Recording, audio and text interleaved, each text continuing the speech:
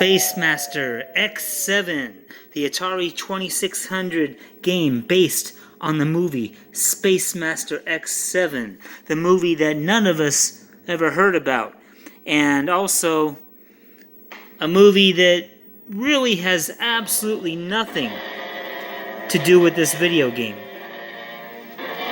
I believe in the movie there's a satellite in space and it gets infected with some alien bacteria of some sort, comes back to Earth, and then it just turns into some kind of blob. It seemed incredible that the microscopic material that SPACEMASTER X-7 brought back to Earth from outer space could grow into this crawling, pulsating, thinking mass of protoplasmic evil.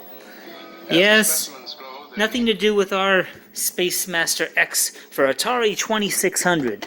What SPACEMASTer X-7 for Atari 2600 is a really good rich man's Star Castle.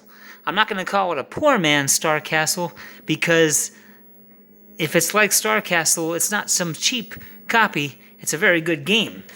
But there are definite comparisons that you can make it towards Star Castle, as in you're a ship and at least I think you're a ship. It also might be more like Reactor.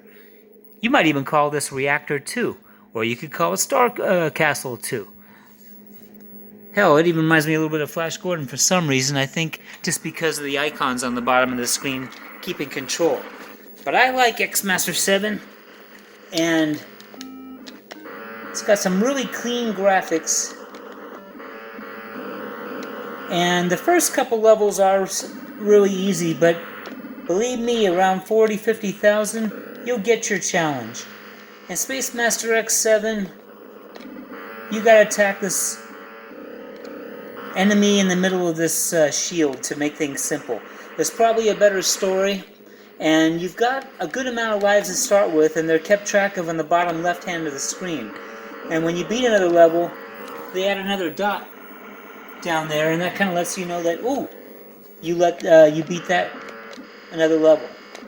As the game goes on, the opening in the shield, which the game is all about getting through the opening so you can destroy the enemy, it gets harder to get through there. And just like in Star Castle, this enemy sends out other enemies out to get you. And not just little dots that follow you around, they vary. And they are worth points. Whereas in Star Castle Arcade, the little guys that come out and chase you don't give you any points, but these do. And right now I'm taking the laziest route of just getting in there, standing still, and shooting at it. But you get around 45,000, you'll find that you gotta move, and you gotta move as soon as the level starts. You can shoot at this enemy from afar through the openings, but I very often lose patience and get right in there and just blast it toe to toe. Now, SPACEMASTer X-7, even though it has nothing to do with that movie, is classic Atari all the way.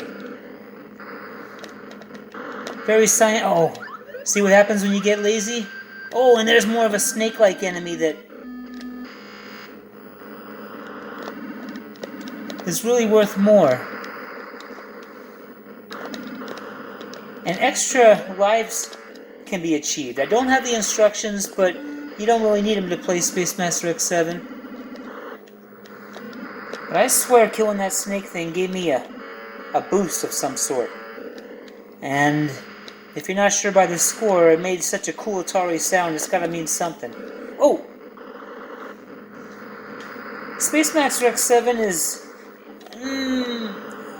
not extremely common, not extremely rare, but you're not gonna just get it real cheap like other common titles. And I call it a must-have. If you like any kind of space or science fiction Atari game, you gotta have SPACEMASTer X-7.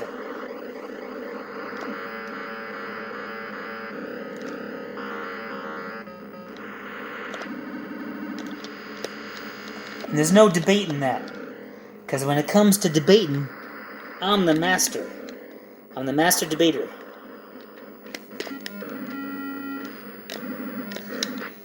Now we all know this game is also famous for another reason. Because in Revenge of the Nerds, our boy Wormser was seen playing it.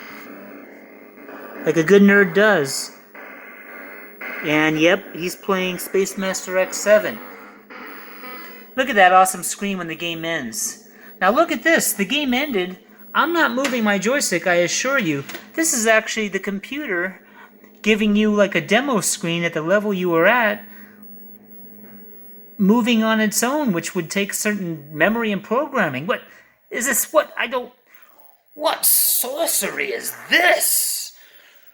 Are you telling me the game is giving you a demo mode?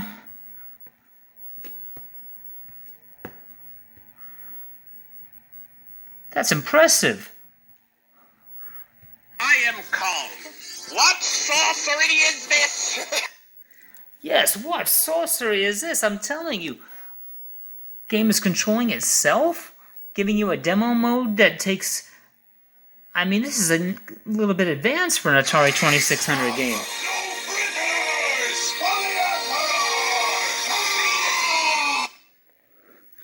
This makes me wonder. At night. What sorcery is this? Sorcery indeed. Sorcery indeed. A demo screen where it's controlling itself? It makes me wonder. What sorcery is this? By the gods, what sorcery is this? I'm impressed. SPACEMASTER X-7 is a very solid Atari 2600 game.